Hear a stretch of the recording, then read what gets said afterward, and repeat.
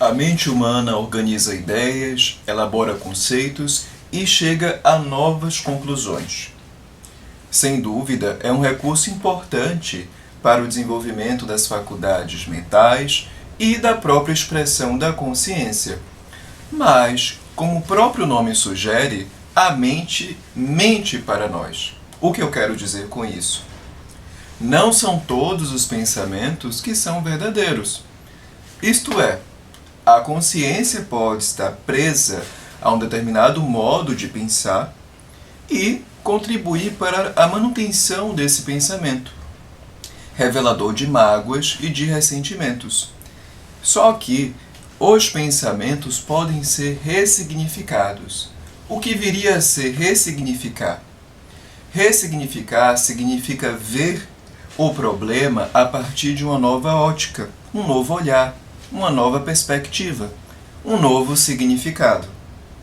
Os eventos dolorosos do passado podem ser vistos sob a ótica do aprendizado.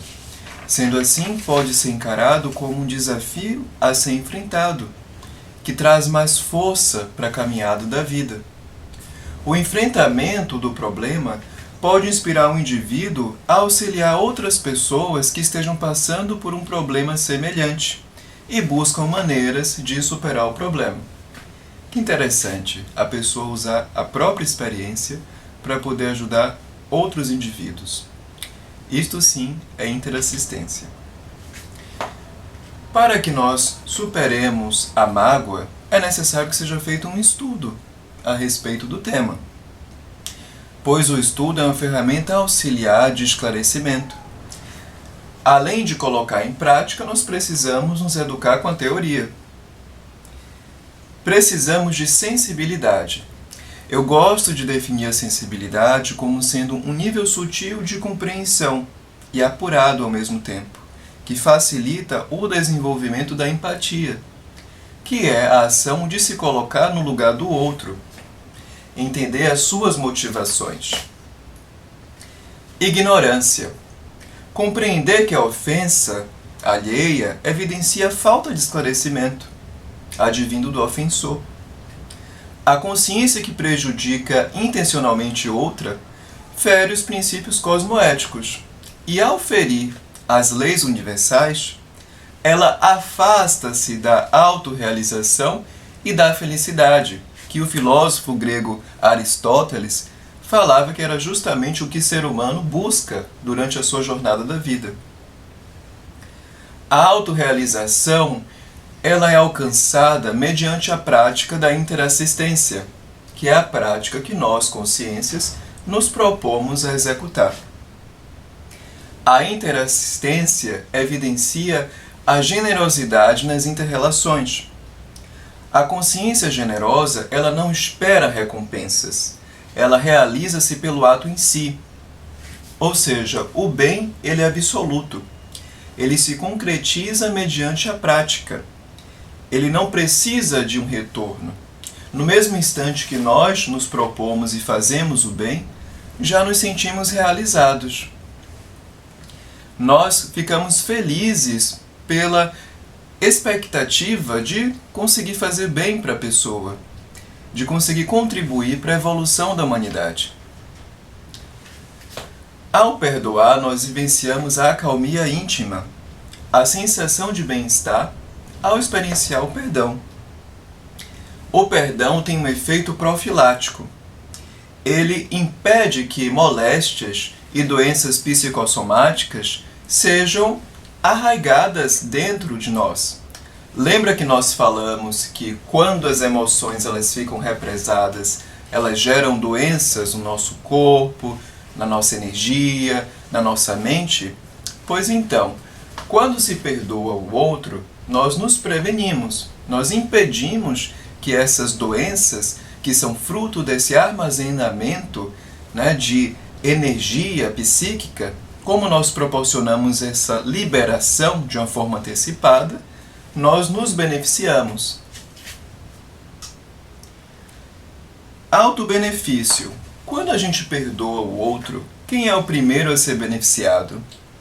Por certo, somos nós mesmos. Nada nem ninguém vale nossa paz. A nossa paz é o nosso bem mais precioso.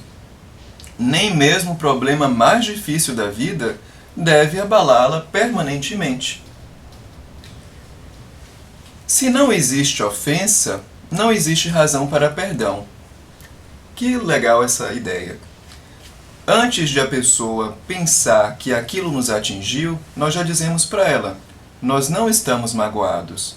Não há motivo para você pedir desculpas porque aquilo que você fez e pensou que me atingiu, na verdade, eu não deixei que isso viesse contra mim.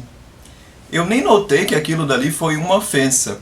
E se chegou até mim como ofensa, na mesma hora eu converti em aprendizado. Olha que experiência bacana. Isso é evolução. Desde já nós já nos antecipamos e dizemos para a consciência: você tem o meu perdão. É o que o professor Valdo falava, que era o pré-perdão. Antes mesmo da consciência nos machucar, nós revelamos o perdão para ela. Pode me machucar quantas vezes você quiser, mas você já tem o meu perdão. Ou seja, não há nada que você faça que possa me atingir. Desde já, você já tem o meu pedido de perdão. Incongruência. Muitas vezes a pessoa, para exercer um controle sutil, ela diz: eu lhe perdoo, mas as atitudes dela provam o contrário. Ainda são atitudes reveladoras de mágoas, de ressentimentos. Então, quando nos propormos a perdoar a pessoa, que seja de coração, que seja verdadeira a nossa ação, para que a outra pessoa não sinta como sendo o contrário e se sinta culpada. Pois muitas vezes, para controlar o outro, nós acabamos por culpá-lo pelos seus atos, porque de certo modo isso gera uma dívida da consciência perante nós, né? E que nós queremos a todo momento recobrá-la dessa dívida. Não é benéfico nem para a pessoa que faz isso, nem para a pessoa que é manipulada diante dessa ação. Tempo. Os processos traumáticos levam tempo para sarar. Nós não devemos cair na armadilha de pensar que tudo deve ser resolvido de uma hora para outra e que o perdão é um processo fácil, porque não é. Mas, apesar de não ser fácil, é o caminho a ser percorrido para nós conseguirmos a paz mental. Olha que eu digo que não precisa de início amar o agressor. Não é da noite para o dia que você vai amar aquele que lhe fez mal. Não é essa a intenção em um primeiro momento. Mas um bom começo seria parar de culpá-lo constantemente pelas suas falhas. Uma maneira muito interessante de fazer isso é por meio da meditação. Reforçar o holopensene do perdão, dos sentimentos positivos, em relação àquela pessoa que lhe fez o mal. Separar um tempo do seu dia para isso. Se foi você que cometeu a ofensa, um bom começo seria você se perdoar. Pare para pensar se dentro dessa culpa que você guarda não há reminiscências do dogma religioso, que muitas vezes ensina a pessoa a sofrer de uma forma infinita. A pessoa cai em uma autocrítica constante e embarca num processo de autocorrupção. Há ainda aquela culpa infantil, advinda das palavras repressoras dos pais, dos amigos, dos professores, do dogma na infância, e que acaba constituindo dentro do indivíduo um sistema de crenças. Muitas vezes a pessoa tem raiva de uma determinada situação que aconteceu na sua vida, mas ela não conseguiu expressar essa raiva porque era visto como sendo algo pecaminoso, como sendo algo errado. E, na verdade, a raiva ela precisa de uma válvula de escape. Não podemos reprimir a raiva. É necessário utilizar ferramentas internas e externas para liberá-la. A expressão da raiva é algo positivo para a nossa consciência. Mas a supressão desta raiva, desse sentimento negativo, na verdade faz mal, gera doenças psicossomáticas. Portanto, toda forma de manifestação dos sentimentos é algo produtivo para a nossa consciência.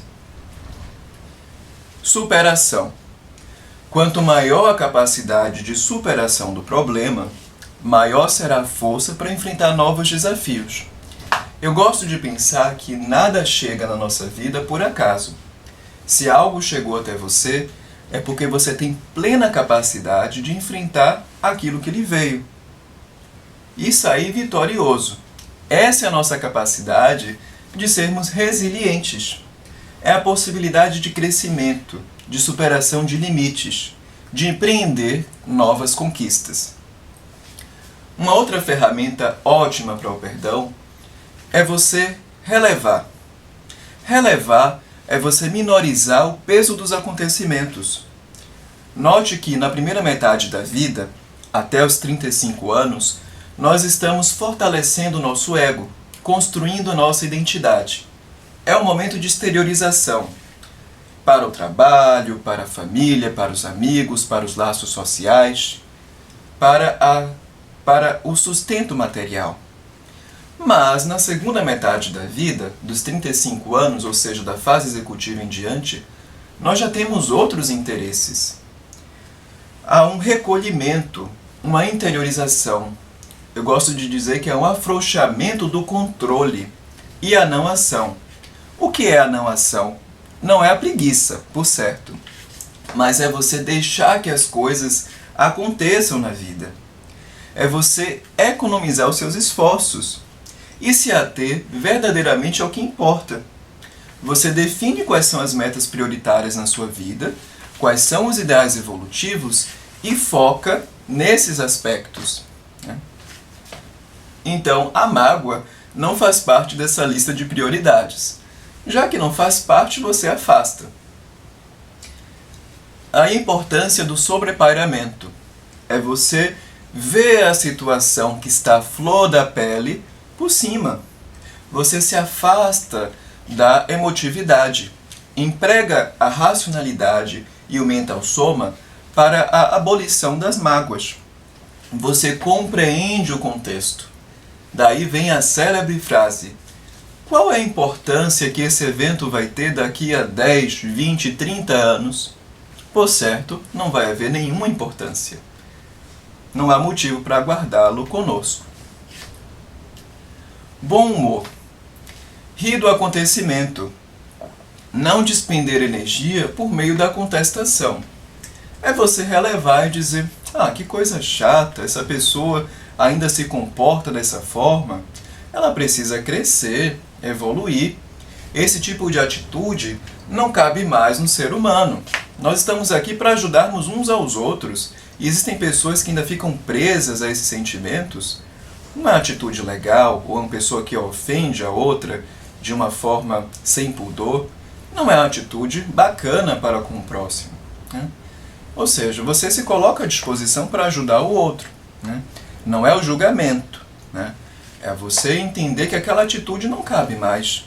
Não é uma atitude produtiva para a elevação da consciência. Comunicação. Você tem uma linguagem afetiva e efetiva. Afetiva porque você expressa para o outro, com bons sentimentos, aquilo que está lhe incomodando. E efetiva porque você vai direto ao ponto, à mensagem central. Lembra-se que nós falamos que os grandes conflitos, por detrás deles existe um erro na comunicação? Às vezes, quem passou a mensagem passou de um modo que não foi muito bem claro, ou quem recebeu entendeu de uma forma equivocada. Por isso, quando nós formos passar a mensagem, a gente tem que passar de um modo claro, de um modo efetivo e de um modo amoroso. Imagine a seguinte cena: você tem um marido e uma mulher.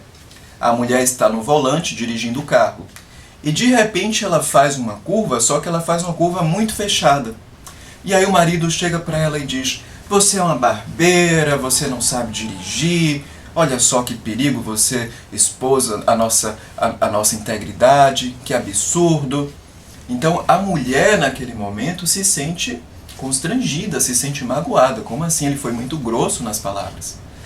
Mas o que ele quis dizer foi o seguinte: Olha, querida, eu me importo tanto com você que eu quero que da próxima vez você faça uma curva mais aberta, para não expor a nossa integridade, o nosso bem-estar, para não provocar um acidente fatal. Entendeu? Então, a maneira como ele colocou foi uma maneira ofensiva, mas por detrás das palavras dele havia um sentimento terno. É por esse motivo que nós devemos nos certificar que as nossas palavras estão sendo bem gerenciadas para não provocar a mágoa no outro. Ganhos. Inúmeros são os ganhos com perdão, inclusive a libertação da interprisão grupocármica. Nós não queremos mais estar presos por conta de mágoas a núcleos familiares. Vamos aproveitar o momento com nossa família para nós assistirmos os membros, para nós resolvermos as mágoas, os maus entendidos. Não há espaço nesse momento evolutivo para guardar sentimentos que são negativos nas nossas relações familiares. Aproveitemos os momentos para as reciclagens intraconscienciais, para as reconciliações afetivas. Amorosidade. Lembra que tudo começou com o fato de você parar de falar mal do agressor. Esse já é um passo. Mas o passo mais difícil, e que é o caminho das pedras, é você assistir o agressor. Envolva-o no sentimento de paz, em um círculo de luz protetor, no qual você consiga emanar para aquele que lhe agrediu o perdão. Mobilize todas as forças do seu coração. Faça com que esse pedido se faça verdadeiro dentro de você. É assim que, pouco a pouco, a sua consciência abre espaço para o perdão. Nós inserimos nesse contexto o sentido da cosmovisão evolutiva. É o fato de você assistir o semelhante, apesar dos seus erros. Assim como você estende esse olhar de compaixão para o semelhante, você amplia para o restante da humanidade, para todos os seres, consciências mais complexas e mais evoluídas, mas para os pequenos seres, os animais, as plantas, as pedras, todas as consciências que compõem o universo. Um fator muito importante é relembrarmos os aportes recebidos para a nossa vida intrafísica. Sim, porque se nós nos dedicamos a boas ações e a interassistência, nós temos um amparo extrafísico. Nós podemos, inclusive, para ter essa convicção, fazer uma checagem das repercussões holossomáticas que nós sentimos no nosso cotidiano. Pois se existe acalmia, se existe pacificidade, é porque nós estamos com um entorno energético favorável nos acompanhando. Ao experienciar a gratidão, nós manifestamos um agradecimento à ordem universal por todo o aporte que nós recebemos. O aporte extrafísico que recebemos é tamanho que desejamos vivenciar e praticar gratidão, a desconsiderar todas as falhas, todas as mágoas geradas por outrem, por sabermos que essas pessoas que praticam o mal são pessoas que precisam de nós, do nosso apoio, da nossa compreensão. E aí percebemos que quanto mais expandimos essa energia de amorosidade, mais facilmente nos conectamos com as centrais extrafísicas mais avançadas. Dentre estas, a central extrafísica da fraternidade, a Comunex mais avançada que irradia puro amor. Só que precisamos estar com as nossas antenas abertas para conseguirmos captar essa energia tão positiva que é a amorosidade. Sendo assim que possamos expandir as nossas energias fraternas para todo o universo, para consciens, consciexes, para todos os seres que compõem o universo. Que possamos ser mini-peças no maxi-mecanismo universal e assim possamos contribuir para a evolução da humanidade.